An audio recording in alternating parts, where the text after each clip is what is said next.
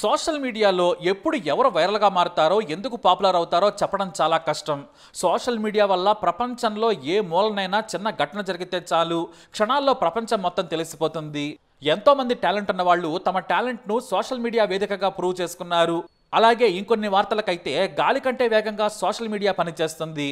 ఇక కోట్లాది మంది ఉన్న ఇండియాలో ప్రతిరోజు ఏదో ఒకటి కొత్తగా వింతగా జరగడం సర్వసాధారణం. కొత్త ఆలోచనలతో కొత్త ఆవిష్కరణలతో ఈ మధ్య కాలంలో చాలామంది ఇలా సోషల్ మీడియా కారణంగా ఫేమస్ అవుతున్నారు.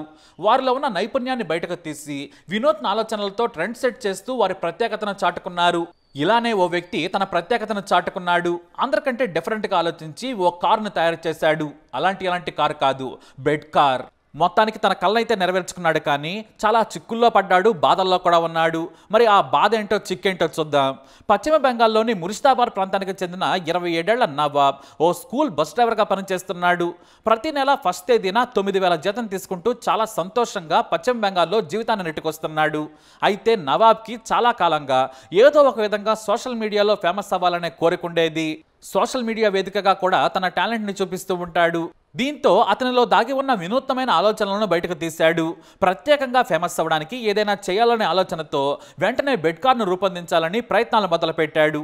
బెడ్ కార్ కనిపెట్టడం కోసం ఎన్నో రోజులు నిద్రలేని రాత్రులు గడిపాడు. ఎంతో కృషి చేశాడు. చివరికి తన కృషి ఫలించింది. దాదాపుగా 1.5 సంవత్సరం తర్వాత బెడ్ కార్ని కనిపెట్టడంలో విజయం సాధించాడు. ఇక్కడి వరకు అంతా బాగానే ఉన్నా బెడ్ కార్ను సిద్ధం చేసే టైంలో తనకు వచ్చే జీతం సరిపోక తన భార్య నగలను కూడా అమ్మేసి ఆ డబ్బులను కూడా ఈ వాహనం తయారు చేయడానికి వాడాడు. ఇక ఈ బెడ్ కార్ కోసం చాలానే కష్టపడ్డాడు.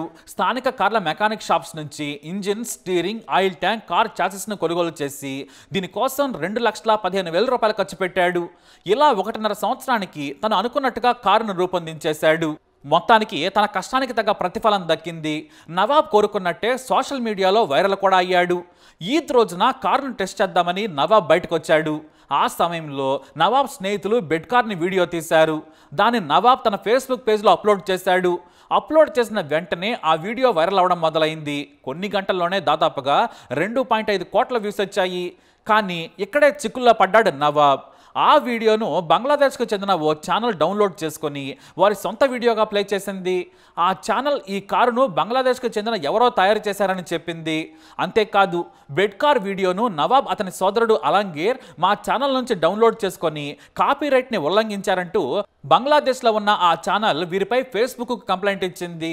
ఆ వెంటనే ఫేస్బుక్ కూడా స్పందించి నవాబ్ ఫేస్బుక్ పేజీని క్లోజ్ చేసేసింది. ఇక దీనిపై బాధపడ్డాడు నవాబ్. నేను సొంతంగా తయారు చేశాను, నేను కష్టపడ్డాను, కానీ ఎవడో క్రెడిట్ కొట్టేశాడు. వాడిపై ఖచ్చితంగా నేను ఫిర్యాదు చేయాలని నిర్ణయించుకున్నాడు. అనుకున్నదే తడవుగా నవాబ్ బెడ్ కార్తో స్థానిక పోలీస్ స్టేషన్కి వెళ్ళాడు. అంతే, ఆ కారును చూసి అక్కడ పోలీసులు కూడా షాక్ అయిపోయారు. ఈ బెడ్ కారు చట్ట విరుద్ధమని చెప్పారు. అంతేకాదు, ఈ కారును చూడటానికి వీధుల్లో భారీగా జనం గుమికూడడంతో పోలీసులు నవాబ్ షేక్ను రోడ్డుపై నడపద్దని చెప్పి ఆ బెడ్ కారుని స్వాధీనం చేసుకున్నారు. ప్రస్తుతానికి ఈ బెడ్ కారు ముర్షిదాబాద్ జిల్లాలోని డొంకల్ పోలీస్ స్టేషన్లో ఉంది. మోటారు వాహనాల చట్టంలో ఇటువంటి కారును రోడ్లపై నడవడానికి అనుమతి లేకపోవడంతో పోలీస్ స్టేషన్ షెడ్లో బెడ్ కార్ ఉంది. దీంతో నవాబ్ చాలా విచారంగా ఉన్నాడు. ఎందుకంటే ఓవైపు ఫేస్బుక్ పేజ్ పోయింది, దీంతో వైరల్ అయిన వీడియోకి రావాల్సిన డబ్బులు కూడా లేవు. ఇక వీటన్నిటికంటే ఎక్కువ బాధపడే విషయం ఏంటంటే తన భార్య నగలను అమ్మి తన కలను నెరవేర్చుకోవడానికి రూపొందించిన బెడ్ కారు ప్రస్తుతం అది పోలీస్ స్టేషన్లో ఉంది. దాదాపు అది కూడా పోయినట్టే. మరి నవాబ్ చిక్కుముడి ఎలా విడుతుందో ప్రస్తుతానికైతే ఎవరికీ తెలియదు. మీరేమంటారు? మీ అభిప్రాయాన్ని కమెంట్ ద్వారా తెలియజేయండి. ఈ వీడియో అప్డేట్స్ కోసం మై ఛానల్ ఫాలో అవ్వండి. అలాగే తప్పకుండా సబ్స్క్రైబ్ చేసుకోండి.